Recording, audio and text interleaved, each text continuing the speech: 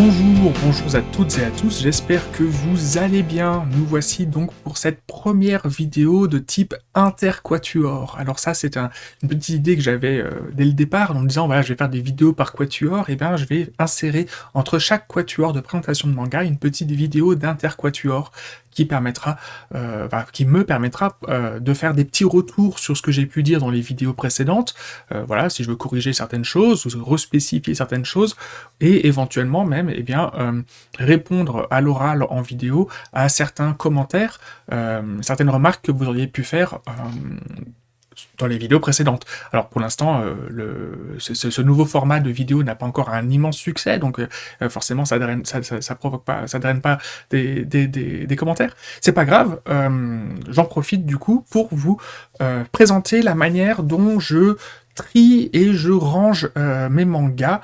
Voilà, c'est quelque chose que j'ai démarré il y a très longtemps. La manière dont j'aborde les mangas, avec une petite rétrospective historique. Mon premier souvenir de manga papier remonte à ma très petite enfance, en 1989 ou 90, grand max. J'avais entre 2 ans et demi et 3 ans. À cette époque, mes parents étaient encore dans l'idée de donner à leurs enfants une éducation assez traditionnelle, et nous allions donc à l'époque à l'église tous les dimanches. Je ne sais pas à quelle occasion, mais je me suis retrouvé plusieurs fois dans une pièce utilisée comme garderie avec plein d'autres enfants de ma tranche d'âge, dans le presbytère accolé à l'église. Je ne saurais vous dire si le sol était en tomate ou en bois, par contre je me souviens très bien qu'il y avait eu un immense tapis à motifs, des jeux pour gamins et une vieille armoire très grande, sans porte, avec plein de livres et bandes dessinées plus ou moins pour enfants. Le hasard a fait que j'ai attrapé un livre déchiré, un livre dont l'auteur était Matsumoto Leiji. Leiji je ne sais pas. Matsumoto Leiji, un livre dont le personnage principal était le Captain Harlock, plus connu de nos contrées sous le nom de Albator. Je me souviens très bien du papier jauni, des pages déchirées et des quelques planches qui m'ont marqué à vie. On voyait une petite fille courir sur un chemin pavé et se prendre une énorme gifle de la part d'un adulte, une femme, je crois, avec la forme d'un manoir ou d'un château dans son dos. Puis on voyait Albator assis sur son trône, solitaire dans son vaisseau, l'air très sérieux. Je suis retourné plusieurs fois chercher ces quelques pages qui m'obsédaient à l'époque. Je ne vous cache pas que je suis un peu fébrile en vous tapant cette introduction.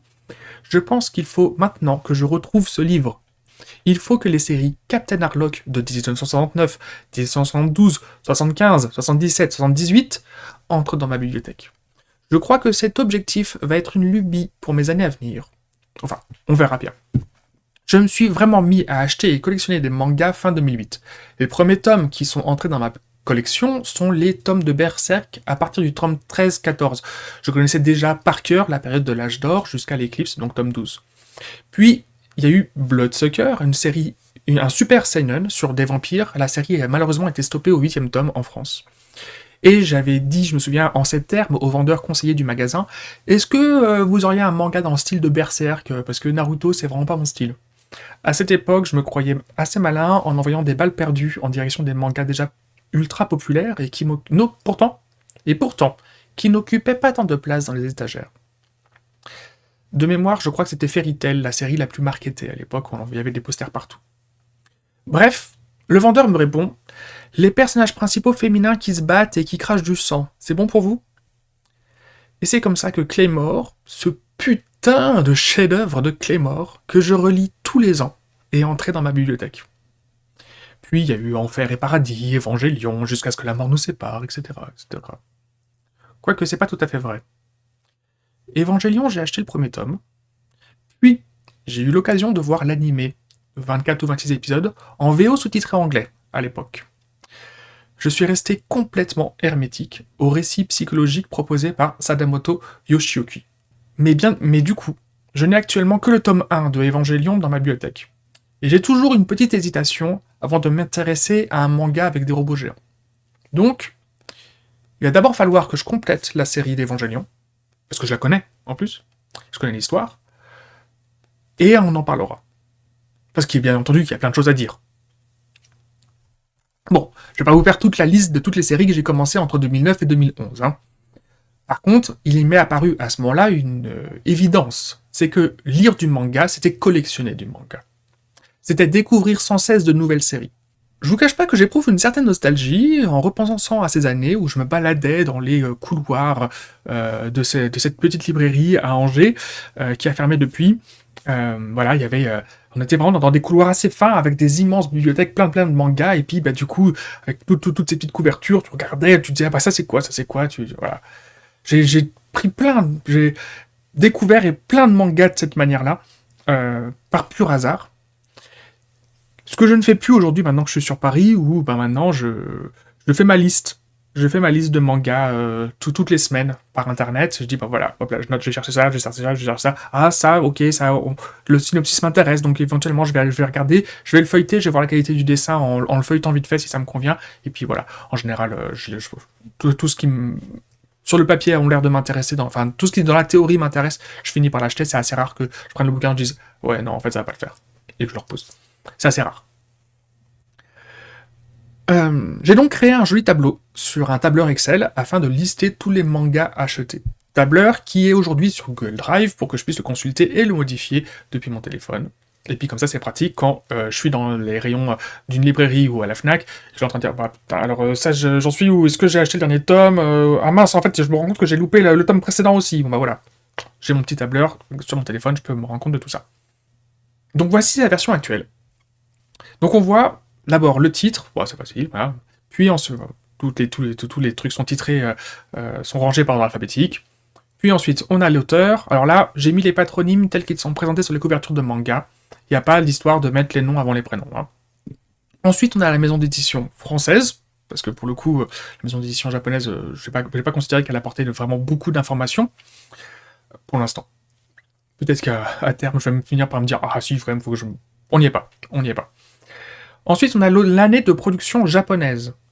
Avant, j'avais mis la française. Puis en fait, je me suis rendu compte que ce qui était intéressant, c'était de savoir les effets de mode. Et les effets de mode, en fait, ils se traduisent dans l'effet de production au Japon, pas en France. Parce qu'il y a suivant la popularité d'un manga ou son succès au Japon, il peut y avoir un énorme décalage dans sa mise en disponibilité en France. Donc, on a l'année de production au Japon. Et là, en ce moment, l'effet de mode, c'est les isekai. Mais avant... Alors, j'ai pas les noms de termes, parce que là, isekai, c'est un terme qui est très spécifique. Et je connais pas... Je pense qu'il doit exister des termes pour dire, voilà, ce truc-là, c'est ça. C'est tout ce genre-là. Donc, par exemple, avant, on avait le blaireau qui se réveillait dans sa chambre avec une fée ou un ange, ou un démon, ou un extraterrestre, et qui allait lui donner des super pouvoirs. Il va en faire un trop beau gosse, et tout ça, machin, là. Ça, c'était un truc qu'on avait au début des années 2010. Bon, en vrai, je suis assez content que ce style, il n'ait pas duré longtemps. Parce que dans le format marketé pour draguer l'otaku japonais, le branleur qui fout rien dans sa chambre et puis qui tout d'un coup lui tombe dans le bec des super pouvoirs avec une petite fée bombasse, etc. Bon, il n'y avait pas plus cynique et c'était assez pathétique. Donc ça a duré quelques années, puis voilà. Ça s'est fait remplacer par les isekai. On a eu le blaireau qui se trouvait à passer sa scolarité de collège, lycée, dans une énorme maison en colocation avec plein de meufs. Alors c'était toujours les mêmes.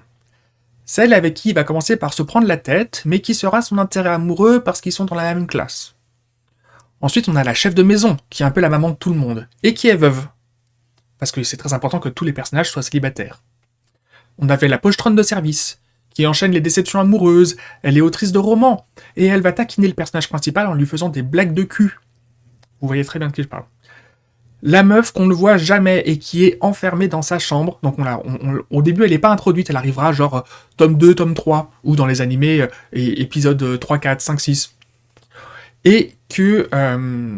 mais le personnage... Donc par contre elle est super riche. C'est ça, voilà. C'est ça. Elle est enfermée dans sa chambre, mais elle est super riche. C'est grâce à elle d'ailleurs que l'énorme maison peut tenir debout, parce que en vrai ils payent pas assez de loyer tous les bonhommes.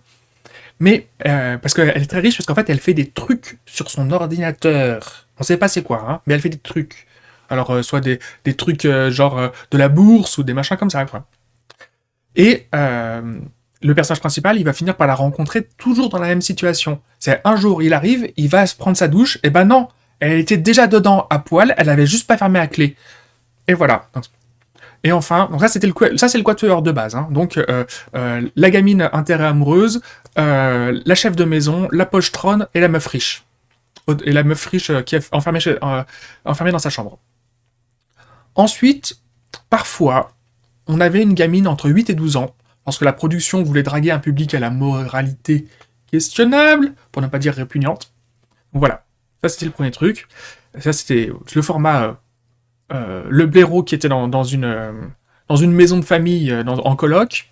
Et puis on avait aussi le blaireau qui a été gentil avec un tas de filles quand il avait entre 4 et 5 ans, et qu'il va retrouver successivement entre 14 et 16 ans pour finir par avoir un harem assez pathétique et malsain. Alors, dans ces histoires, pour qu'une fille tombe amoureuse d'un garçon toute sa vie, il faut être gentil avec elle. Il y avait 2 formules magiques, toujours les mêmes. Et ça marche même si on a le personnage principal a une personnalité de brique et la profondeur psychologique d'une feuille blanche. Hein. Première formule, il faut trouver une fille qui est tombée et qui s'est écorché le genou en tombant, la consoler, lui mettre un pansement et finir par la faire rire. Deuxième formule, il faut trouver une fille qui pleure parce qu'il y a un chien qui y aboie. Pas forcément sur elle, mais il y a un chien qui aboie. Il faut courir, se dresser avec les bras écartés entre elle et le toutou, et c'est bon. Voilà, cette petite fille est amoureuse du garçon pour au moins 1 décennie, voire 2. Elle ne va pas oublier le gamin. Même si elle part faire sa scolarité à l'étranger, même si elle devient une star de la chanson ou une jeune actrice de renommée nationale ou internationale, ou si elle est la fille d'une grande famille aristocratique ou l'héritière d'un énorme conglomérat industriel, elle va reconnaître le blaireau en question, donc de son enfance, au premier regard en le retrouvant au lycée. Bon, franchement, on en a tellement bouffé de ces 3 types d'histoires de merde. Perso, je trouve qu'il y a bien plus de versatilité dans les isekai. Donc, bref, la date de production au Japon. Ensuite, le genre marketé. Je suis progressivement en train de mettre à jour certains mangas de shoujo et seinen vers le genre josei. Que ce soit parce que les éditeurs francophones ont modifié le genre marketé initialement au Japon, ou parce que j'estime personnellement que ce sont des josei. Ensuite, on a les différents thèmes émotifs sur lesquels s'appuie le récit pour aborder son histoire. En général, j'essaye d'être un peu plus complet que ce qui est proposé sur les sites de référencement de manga. Voilà. En général. Ensuite, voilà, enfin, le fameux niveau de violence, qui a toujours été une appréciation sur 20. J'ai commencé à faire ça pour 2 raisons toutes simples. Étant donné la quantité de mangas qui s'ajoutaient semaine après semaine dans ma bibliothèque, j'avais peur d'oublier l'état d'esprit nécessaire pour lire certaines œuvres. Alors je vous le dis ça, cela va aussi pour les mangas qui ont un niveau de violence proche de 0. Il y a eu des jours où j'ai un peu d'adrénaline, dans le corps, et où j'ai envie de lire une histoire où ça bastonne, et pas un manga où tout le monde il est gentil et le monde est rose. Voilà. Et l'autre raison étant que j'ai toujours imaginé la position d'un ami ou d'un membre de ma famille face à cette bibliothèque. Ils n'y connaissent rien. Et tout ce qu'ils ont, c'est des milliers de livres et le tableau qui me permet de classer et compter mes mangas. Je pense que parmi toutes les évaluations possibles, entre évaluer le degré de comédie, le degré de drame, et bien finalement, évaluer le degré de violence est l'indicateur le plus déterminant pour savoir si un manga est fait pour nous ou pas. C'est la notion la plus déterminante en termes d'accessibilité. Ainsi, mon index de violence se situe actuellement entre 1 sur 20 avec le manga Après la pluie. Ce n'est pas le seul à être à 1 sur 20. Mais finalement, beaucoup d'histoires d'amour ont assez de drame pour être à 2 sur 20. Par exemple, avant, Ichigo 100% était à 1 sur 20. Et avec l'arrivée de Après la pluie dans ma bibliothèque, j'ai réévalué Ichigo 100% à 2 sur 20. Berserk est à 19 sur 20. Pumpkin Night est à 19 sur 20. Il n'y a pas dans ma bibliothèque de doujin abominable qui mêle sexe et gore comme on peut en trouver sur internet ou en format papier dans certaines boutiques au Japon. À l'époque, en 2017 quand j'étais allé au Japon, j'étais allé dans le fond de la boutique, puis j'avais commencé à regarder des trucs un peu gore. Bon, il y a des doujins là, des petits trucs tout fins en papier, machin. Je regrette de les avoir ouverts. Voilà, hein. Et pourtant j'ai l'estomac accroché. Voilà. J'en étais où? Donc, alors, quelle est la limite qui marque le degré de 20 sur 20 sur la violence dans ma bibliothèque. C'est une œuvre que j'ai lue 2 fois, à sa sortie, puis quelques années plus tard, pour m'assurer que j'avais bien lu ce que j'avais lu, et que ma mémoire n'avait pas rajouté de l'horreur à la réalité. Un peu comme lorsqu'on voit un film violent un peu trop jeune, et qu'on le revoit des années plus tard, et on se dit « Oh, bon ça faisait beaucoup plus peur dans mes souvenirs ». Bon bah pas ce manga. Il reste horrible malgré les années passantes. Un jour je vous parlerai de ce manga, et ce jour-là on ne va pas rire du tout. Ce manga, c'est Wolfguy. Wolfguy est à 20 sur 20 en termes de violence. Ensuite, les 2 colonnes sont séries actuelles, qui présentent la quantité de tous les tomes actuellement disponibles et édités en France, et ensuite la colonne référençant la quantité de livres actuellement dans ma bibliothèque. Puis ensuite vient l'état de la production. J'ai pas été très rigoureux, je dois l'avouer, à ce niveau-là. C'est-à-dire que des fois j'ai mis l'état série terminée, donc série terminée, parce qu'elle était terminée au Japon, alors qu'elle était toujours en progression en France. Mais normalement, je mets le sigle série terminée si la série est complètement éditée et disponible en France.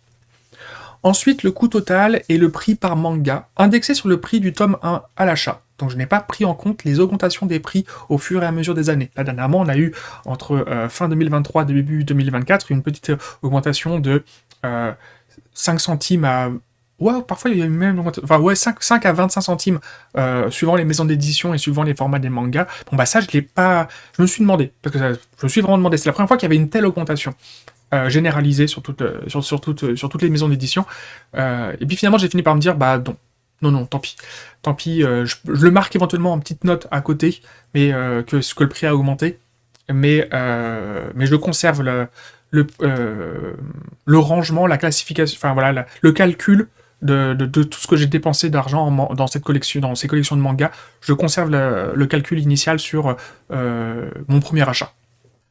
Ensuite vient la localisation, donc pas la localisation mondiale, la localisation dans ma bibliothèque. C'est une mise à jour récente de 2024 pour le tableau. Avant mon déménagement annulé et le tri qui m'a été permis de faire en les rangeant en carton, les mangas étaient rangés par thème et par auteur. Dépendamment. Parfois par thème, parfois par auteur. Donc tous les isekai, ils étaient ici. Dans alors, voilà, avec mes doigts, ça fait comme ça. Voilà, ils étaient là. Dans les 2 étagères que vous voyez avec mes doigts. Et puis en fait, au bout d'un moment, il n'y avait plus de place. Du coup, en fait, ils sont partis sur une armoire qui est de l'autre côté de l'étagère. Et je les empilais. Ensuite, il y avait tous les shoujo d'amour. Donc tous les shoujo d'amour, ils sont par là, sur une étagère qui est ici. Juste là.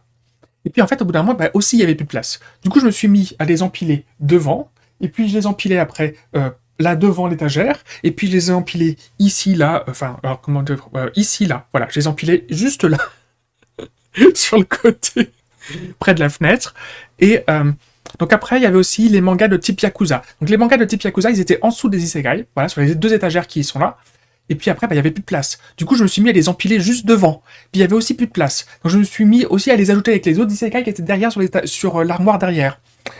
Et donc voilà, donc c'était le bordel. Après, il y avait donc tous les mangas que j'ai rangés par auteur. Donc Boichi avait commencé par être rangé au début avec Sunken Rock au milieu des mangas de type Yakuza. Puis finalement, en fait, j'ai préféré le re-ranger. Donc il avait son étagère plus bas en dessous. Et puis il y avait tout Lim Dal-young. Pendant une période pendant très longtemps, j'étais très très fan de ce que faisait Lim Dal-young, donc un auteur coréen. Et du coup, bah voilà, Lim Dal-young, il était dans les 2 premières étagères en haut ici, voilà. Et bon, bref, c'était le bordel. Et puis je savais plus où était quoi, parce que là, on parle pas de quelques centaines de mangas, on parle de plusieurs milliers de mangas. Donc maintenant, tous les mangas sont rangés par ordre alphabétique. Et j'indique livre par livre les positions étagères ou carton. Donc voilà, donc on a tout au fond là-bas A, B, C, D, E, F, G, H, etc., etc.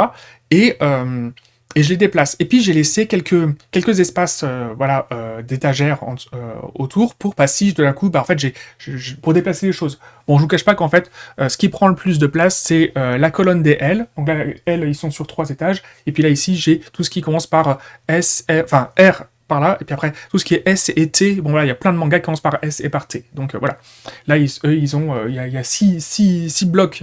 Voilà, donc je peux quasiment mettre 600 ou 700 mangas ici d'un coup pour toutes ces lettres-là. Bon, maintenant c'est mieux rangé, je m'y retrouve. Ensuite vient l'appréciation et la note personnelle, avec un petit code couleur. Comme vous voyez, c'est un ajout assez récent, puisque la vaste majorité des mangas n'ont pas encore d'appréciation. Mon objectif est de vous présenter la totalité des mangas actuellement et à venir dans ma bibliothèque. À une seule exception. Les mangas issus d'auteurs français, et que je n'ai pas appréciés. Pour des raisons toutes simples. Mes impressions et analyses sont 100% subjectives. Argumentées, parce que je ne parle pas du principe que j'aime ou j'aime pas. Non, bien sûr que c'est argumenté, mais c'est 100% subjectif. Je sais à quel point il est difficile de se lancer dans un projet professionnel en tant que créateur, et ce, dépendant de l'achat et du succès de sa création. Le premier marché de ces auteurs est le marché francophone, pas celui au Japon. Je ne dirai pas de mal de leur travail, alors qu'ils font leur possible pour vivre de leurs rêves. Ensuite, concernant les quelques œuvres auxquelles je pense, mon avis est qu'il y a notamment un mauvais travail d'accompagnement de la part de la maison d'édition en publiant ces œuvres trop tôt. Sauf, en fait, lorsqu'on est auteur, la critique on la prend en pleine gueule. Elle est personnelle. On la ressent personnelle. Je veux dire, notre manga, c'est notre bébé. Et le professionnel de la maison d'édition qui nous a accompagnés, et qui de toute évidence n'a pas assuré son devoir de conseil, et qui s'est juste occupé de faire imprimer un livre et de le mettre en vente, eh bien lui, il se sent pas concerné. Mais ce fameux devoir de conseil, c'est un vrai travail. C'est une vraie part du métier de l'éditeur. On aura l'occasion d'en parler sur d'autres mangas. Donc, par contre, les œuvres d'auteurs japonais ou de n'importe quel pays, enfin issus de n'importe quel pays d'Extrême-Orient et qui ont fait leurs chiffres dans leur pays et dont les marchés occidentaux sont des bonus de popularité pour faire du fric aussi, mais voilà, bah eux je vais pas les louper. Vous m'avez déjà entendu plusieurs fois citer Nisekoi, vous savez que je trouve que c'est de la merde. Mais il n'y a pas que lui. Il n'y a pas que cette œuvre-là. Donc voici donc ma manière de ranger et classer mes mangas dans ma bibliothèque. Je vous remercie pour votre attention. N'hésitez pas à me faire part de vos retours en commentaire. Je le dis systématiquement dans les descriptions de vidéos. Là, je vous le dis en face. L'idée, c'est pas que de nourrir mon ego ou mon envie de validation. J'ai vraiment envie de vous partager, de parler de manga avec vous. Allez, à bientôt. Ciao.